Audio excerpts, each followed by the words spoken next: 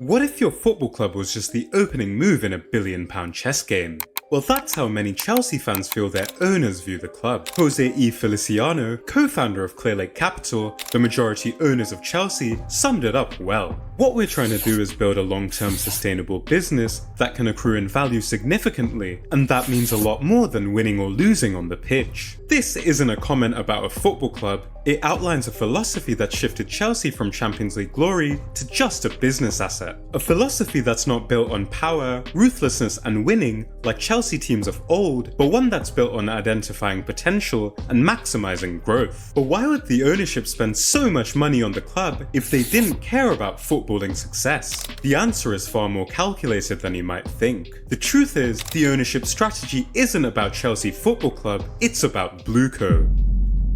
To learn what BlueCo is, we need to understand more about Clearlake Capital, and specifically about private equity funds, the type of investment firm Clearlake is. In simple terms, private equity funds use money from large-scale investors to buy companies, aiming to increase their value over time before selling them for a profit. A common tactic used by private equity firms when entering a new industry, like Clearlake entering football, is known as buy and build or platform acquisitions. Think of a platform acquisition as buying the flagship store in a shopping mall, then acquiring the smaller shops around it to create a higher value group of businesses. It's the first major purchase a private equity group makes when entering an industry, with the goal of rolling up or acquiring smaller companies in the same space to increase the overall value of their asset. Now back to Chelsea. Clearlake Capital didn't buy the club directly. Instead, they purchased the club through a holding company, BlueCo, alongside minority shareholders Todd Boehly, Hans-Jörg Weiss and Mark Walter. On its own, using a holding company isn't unusual. It's the same way Roman Abramovich owned Chelsea. But what truly matters here is the intent behind BlueCo's creation. After acquiring Chelsea, Clearlake co-founder Behdad Eghbali explained their thinking in a 2022 interview. "We thought Chelsea was a beachhead. It was a beachhead to do multi-clubs. We wanted to start with the large global asset, which was Chelsea. Because BlueCo wasn't just created to own Chelsea, it was designed as a multi-club investment platform, one that could expand, buy other clubs and increase in value as a whole." In other words, Chelsea wasn't the end goal, but just the starting point for a profitable asset. And just 6 months after the interview, BlueCo acquired Strasbourg, increasing the overall value of the company. But what does all this mean for Chelsea? Well, it helps us understand Chelsea's near 1.5 billion transfer spend since Clearlake's takeover.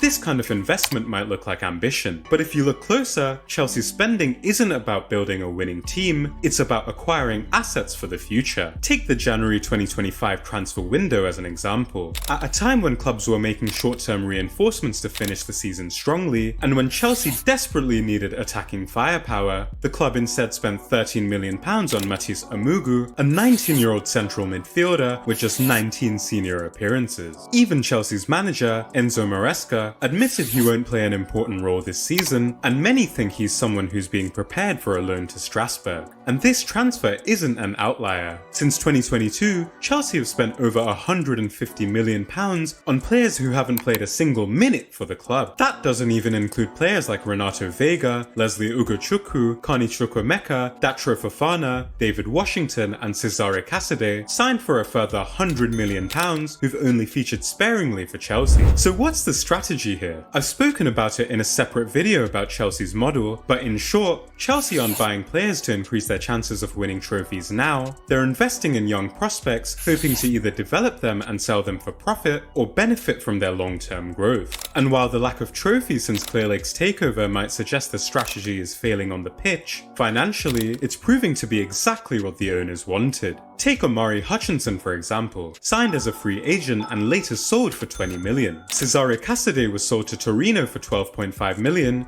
the same fee Chelsea initially paid, but with a 25% sell-on clause, ensuring they'll profit from when he moves again. Meanwhile, Renato Vega, a relatively unknown player before joining Chelsea for 12 million, has already recouped 3.8 million in loan fees from Juventus. Simply by signing for Chelsea, these players have their status elevated, allowing the club to sell them for much higher fees than they were originally signed for. And this potential-based strategy extends to the first team.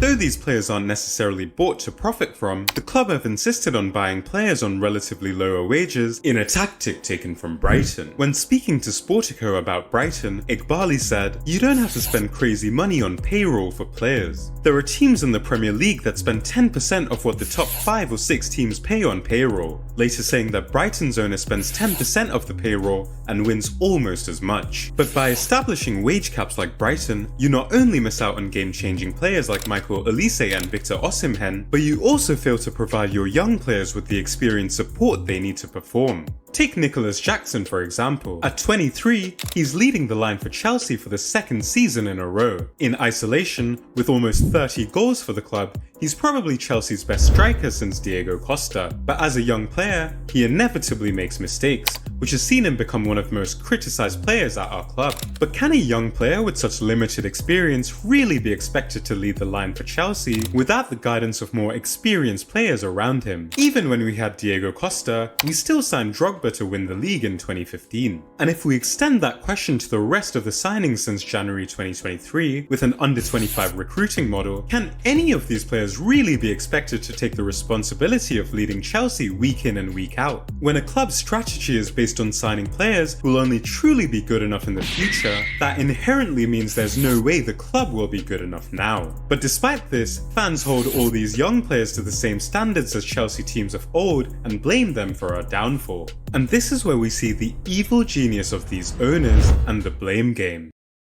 Intentionally or not, the ownership has created a system where the failings on the pitch can be shifted away from themselves. First, the young players are criticised for not delivering immediate results despite being so early in their development. Next, the focus shifts to the coach. Fans and pundits question their tactics and their ability to get the best out of these youngsters. However, they literally have no say over which players Chelsea sign, as they're the head coach, not a manager. Whether it's Potter, Poch or Maresca, they're forced to work with a squad designed for future potential rather than current success, so you really can't blame them for the lack of results. Finally, the directors come under fire. After spending $1 billion, it's a failure that we don't have a world-class keeper, a competent defence, a balanced midfield, or multiple options at striker, while stockpiling in positions where we're already stacked. And I actually like most of these players on a human level, but having 2 unanimously good signings out of 40 is Darwin Núñez levels of conversion. But still, can you really blame the directors when they're just the ones implementing the strategy set by the owners? They've literally been handpicked from teams like Brighton, a club Eghbali has explicitly called one of the best run teams in the Premier League, due to their model of player profiting whilst keeping salaries low.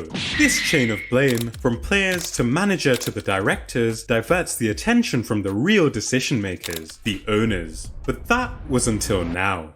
The recent protests from Chelsea fans against the owners show one thing: they've had enough of the project created by the owners. But the reason fans have reached boiling point isn't because of signing so many young players, but because none of this strategy has prioritized football. From the start, the focus has been on finance, cutting wages, signing players as assets to sell on, and even the club structure. The chairman position, for example, earns £20 million a year, a role that will simply rotate amongst different members of the ownership over time. Current chairman Todd Boehly is also quietly an investor and director at Vivid Seats, an unauthorized platform reselling Premier League tickets for thousands, showing where the priorities really are. On the pitch, their spending has created an unbalanced squad, preventing us from competing, and with players signed just to be moved on in 6 months, how can fans build real connections with them when they could be sold any moment? Would they sell someone like Cole Palmer? Maybe not, but how long would a world-class player stay when the club's foundations aren't built for success? Even if the owners aren't just here to profit, their arrogance and obsession with reinventing the wheel and using financial loopholes isn't at all rooted in football principles.